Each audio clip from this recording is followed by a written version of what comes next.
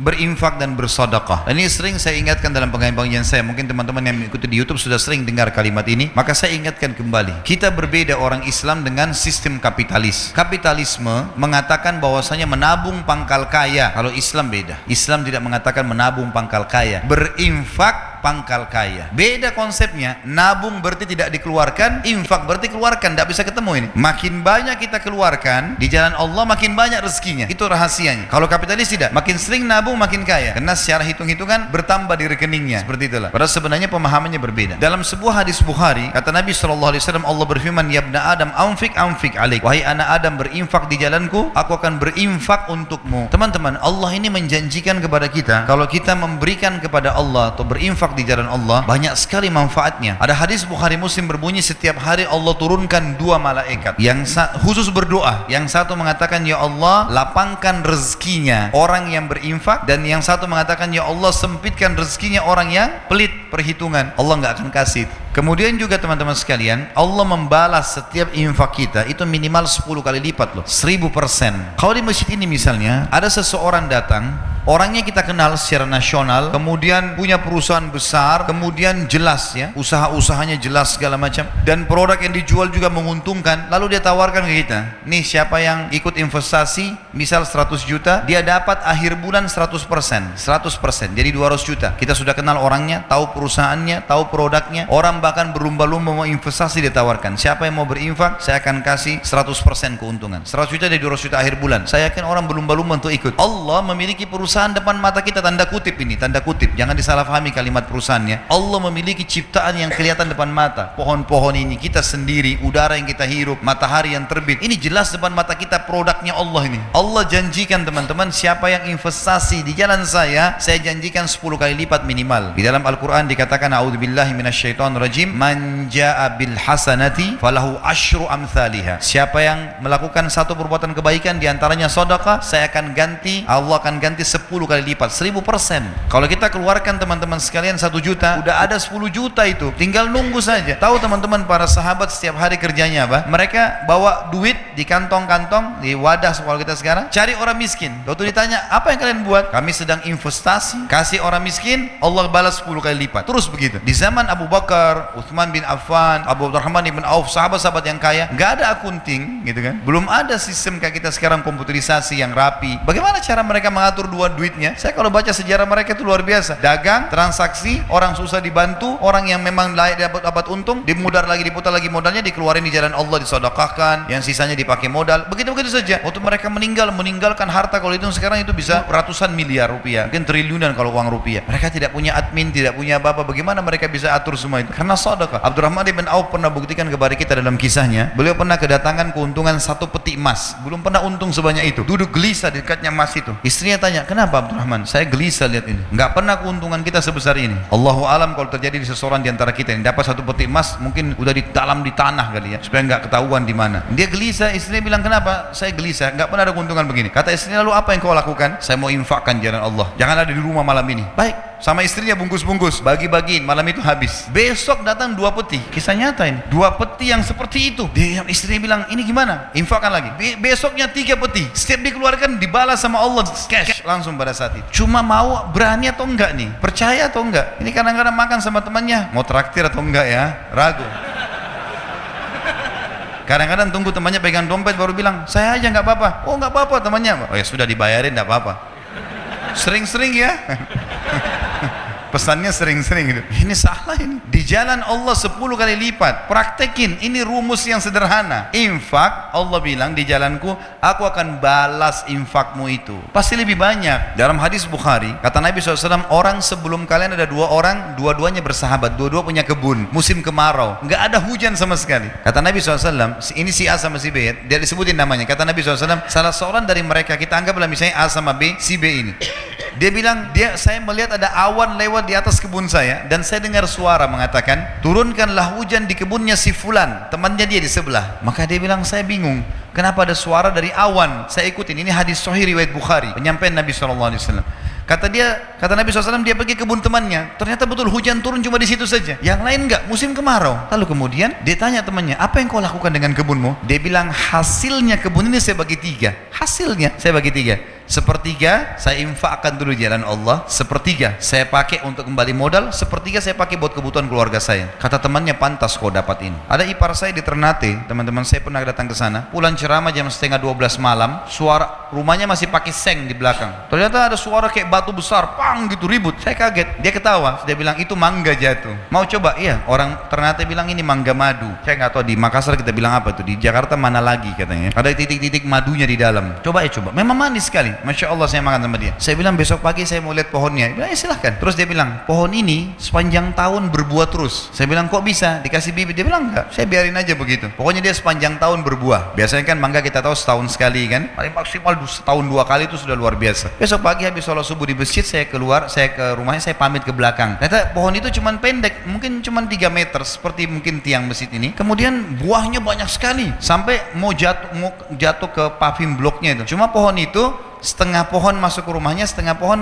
melintang keluar temboknya gitu. Terus dia keluar, dia bilang, tiba-tiba kayak Allah kasih jawaban ke saya, dia bilang, ini setengahnya yang masuk ke sini saya pakai buat saya sama keluarga, kalau ada tamu datang saya kasih. Yang keluar itu saya nggak pernah ambil, siapa saja boleh ambil, silahkan. Saya bilang itu rahasianya kenapa berbuah sepanjang tahun. Coba pertemukan dengan antum di sini, dibungkus plastik, ya. Anaknya saja lihat nggak boleh, anaknya nggak boleh sentuh, jangan sentuh ya nak, nanti kalau sudah masak. Kadang-kadang subhanallah ada orang pelit sekali, dia beli makanan favorit masuk di kulkas, anaknya nggak boleh sentuh, istri yang nggak boleh sentuh. Wah, luar biasa nih.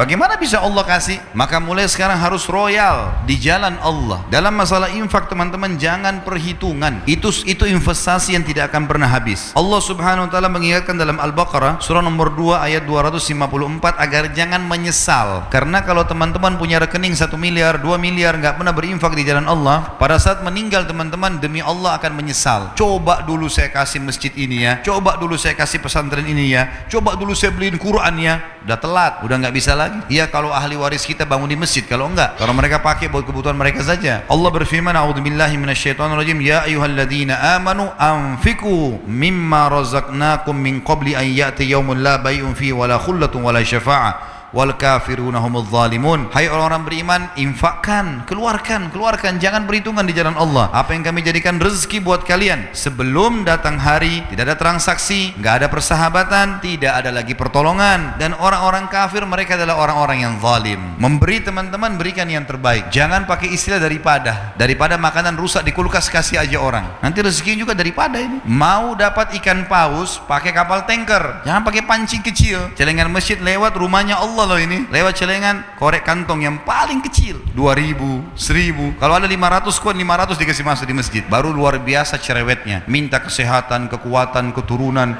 selamat dari neraka, masuk surga, minta jodoh yang cantik, yang gagah. Nah ini kalau malaikat diizinkan cambuk sudah dicambuk ini. Dalam surah Ibrahim, surah nomor 14, ayat 31 sampai 34 Allah juga berfirman, A'udzubillahi minasyaitonirrajim, kulli ibadiyalladzina amanu, katakanlah hai Muhammad kepada hamba-hambaku yang beriman, yuqimus shalah, mereka selalu salat, jaga 5 waktu salatnya, itu waktu absen kepada Allah, datang on time di awal waktu, wa yunfiqu mimma razaqnahum sirran wa alaniyah, dan mereka selalu ikutkan setelah salat infak, sembunyi atau terang-terangan. Karena kadang-kadang kita dimintai orang di pinggir jalan sudah. Ingat kaidah dalam ibadah, kalau ibadah telah tiba waktunya, saatnya eksekusi, bukan saatnya menilai. Misal azan, lalu kemudian kita lihat ada masjid, kayaknya masjid ini kotor, saya mau masjid sana saja. Bukan saatnya menilai. Azan, sholat, di masjid manapun sholat, ada orang miskin lewat minta, bukan kita nilai orang ini masih kuat, orang ini bohong atau tidak, bukan urusan kita itu. Orang lagi minta, Tuhanmu lagi suruh kasih, bukan menilai. Eksekusi kasih orang. Ini pintu syaitan saja, membuat kita selalu menilai. Lalu kapan kita lakukan? Siapa orang yang kita anggap paling layak? Sementara berinfak boleh kepada orang kaya. Sekarang saya kaya, adik saya kaya, lalu saya mau kasih dia uang, bolehkah? Boleh. Infak tetap pahala. Apalagi kalau dia orang miskin. Tidak selamanya infak itu kepada orang miskin. Kita boleh memberikan makan orang lain, memberikan hadiah pakaian, walaupun dia orang kaya, nggak ada masalah. Nabi SAW mampu dan beliau menerima hadiah. Kemudian dikatakan min qabli an ya'tiya yaumun la bai'un fihi wala khilal, sebelum datang hari di mana kalian akan menyesal karena enggak ada lagi transaksi. Orang-orang miskin yang kita temui di dunia teman-teman, kalau kita ketemu di mahsyar, walaupun kita mau kasih 1 miliar rupiah sudah enggak laku miliaran rupiah di sana. Mau kasih pahala dia terima, duit dia sudah enggak terima. Mau kasih makanan dia enggak terima. Orang di akhirat enggak butuh makanan dunia. Tidak ada lagi transaksi dan tidak ada juga persahabatan. Lalu Allah menceritakan di ayat 32-nya Ibrahim, Allahul ladzi khalaqas samawati wal arda wa anzala minas sama'i ma'an fa akhraja bihi minats thamarati rizqan lakum, yang telah memerintahkan kalian menjaga salat kalian dan menginfakkan apa yang menjadi rezeki buat kalian adalah Allah yang telah menciptakan seluruh langit dan bumi dan telah menurunkan air dari langit dan telah menumbuhkan dengan air-air itu buah-buahan sebagai rezeki buat kalian. Wa sakhkhara lakumul fulka litajriya fil bahri bi amrih, dan yang telah menyuruh kalian sholat dan berinfak di jalannya adalah yang telah menundukkan buat kalian bahtera-bahtera, sehingga yang telah menundukkan buat kalian lautan dan sungai sehingga bahtera-bahtera kalian bisa meraung di atasnya. Wasakhkhara lakumul anhar, dan telah menundukkan juga buat kalian sungai, jadi laut dan sungai. Wasakhkhara lakumus syamsa wal qamara daibain, dan yang telah merintahkan kalian sholat dan berinfak adalah yang telah menciptakan dan mengatur matahari dan bulan yang rutin, matahari pagi hari, bulan di malam hari. Wasakhkhara lakumul laila wan nahar, dan yang telah menyuruh kalian salat dan berinfak adalah yang telah menundukkan malam dan siang. Wa atakum min kulli ma sa'altumuh, dan juga dia telah memberikan semua yang kalian minta. Wa in ta'uddu ni'matallahi la tuhsuha, kalau kalian ingin menghitung-hitung nikmat Allah, kalian tidak akan mampu menghitungnya. Innal insana la zalumun kafar, sesungguhnya manusia itu adalah makhluk yang zalim dan kufur. Tidak ada haknya dia, tidak ada punya dia di situ andil, tapi dia merasa dia punya hak. Teman-teman sekalian, kalimat Allah di sini wa atakum min kulli ma sa'altumuh. Saya mau teman-teman renung ini. Allah bilang dan Allah memberikan semua yang kalian minta. Bagaimana kita pahami ayat ini? Mungkin ada di antara kita sini yang mengatakan, Ustaz, ada doa saya yang belum Allah kabulkan. Pertemukan sekarang teman-teman antara kebutuhan kita sehari-hari dengan permintaan kita yang belum Allah kasih. Contoh, kita lagi lapar. Setiap hari kita lapar kan? Kalau kita nggak makan sehari lapar. Kita kadang-kadang cuma bilang begini, lapar. Kalimat itu saja. Dapat makanan, baik kita beli sendiri, baik kita dikasih orang, baik tiba-tiba ada yang sudah terhidangkan di rumah. Kalau kita tidak dipenuhi lapar kita tiap hari sama Allah, nggak bakal kita hidup sampai sekarang. Tiap hari kita haus, Allah penuhi haus kita. Tiap hari mata kita butuh cahaya, lalu Allah kasih cahaya. Tiap hari kita butuh energi untuk tubuh kita, Allah kasih, gitu kan? Tiap hari banyak bahaya yang bisa menyerang kita dari bakteri, Allah jaga. Ingat ya, orang sehat lebih banyak daripada orang sakit loh. Di sebelah kita ini ada rumah sakit. Mana lebih banyak teman-teman? Orang yang jalan di jalanan atau orang yang di rumah sakit? Orang yang di jalanan lebih banyak. Lebih banyak orang yang sehat daripada orang sakit loh. Kita sekarang dalam kehidupan kita selama hidup, umur antum ini berapa? 30, 40, 50 tahun, 60 tahun. Mana lebih banyak sehat atau sakit? Lebih banyak sehatnya. Mana lebih banyak lapar atau kenyang? Kenyangnya lebih banyak. Kita kadang-kadang lapar, berapa menit kita makan selesai. Bisa berapa jam bertahan kan? Lebih banyak nikmat Allah loh sebenarnya pada kita. Jadi yang Allah belum kasih 1-2 permintaan, yang lain Allah kasih loh. Kita capek tinggal tidur, kita lapar tinggal makan, kita hirup oksigen. Yang Allah belum kasih mungkin kita minta jodoh, kita minta pekerjaan. Itu pun ada hadis yang berbunyi begini, sangka baik sama Allah. Kata Nabi SAW, kalau Allah mendengar doa yang indah dari hambanya, maka Allah sengaja terlambatkan jawabannya agar dia tetap dalam doanya. Misal gini, kita berdoa, ya Allah, zat yang di malam hari kita sujud, kayak tadi cerita orang Mesir itu misalnya, ya Allah, zat yang maha kuat, maha perkasa, yang turun dari ke langit bumi sepertiga malam, yang mengizinkan saya mengucapkan kalimat-kalimat saya ini. Kita mengucapkan puji-pujian kepada Allah, kita memohon. Allah tahu itu doa mulia. Allah tunda 2-3 hari baru dikasih. Bayangkan kalau kita dikasih langsung, misal ya Allah sembuhin saya, tiba-tiba sembuh saat itu, masih berdoa kira-kira? Berhenti. Tapi Allah kasih 2-3 hari, kita dapat dokter yang bagus, dosisnya seminggu baru sembuh, biar kita tetap dalam kondisi itu. Karena kalau kita dalam keadaan cobaan teman-teman, itu kita mudah menangis, mudah khusyuk. Kalau kita lagi ada masalah lalu kita sujud kepada Allah, nangis minta jalan keluar, tuh luar biasa nikmatnya. Kenikmatan itu tidak bisa dibeli loh. Kalau kita lagi sehat terus kita mau nangis susah, mau berusaha nangis saja susah. Padahal kita kalau lagi ada masalah, kita bisa mudah menangis. Berarti ada kenikmatan yang Allah kasih di situ. Coba pikir ke sananya, jangan selalu berpikir Allah belum kasih saya. Padahal sebenarnya dari sekian banyak nikmatnya Allah, lebih banyak Allah kasih. Kadang-kadang kita setahun sehat teman-teman, tahun depan Allah cuma coba seminggu kita sakit flu. 365 hari sehat, 1 minggu sakit. Tidak berimbang sebenarnya kuasa Allah Subhanahu wa taala sebenarnya. Jadi berpikir ke sana.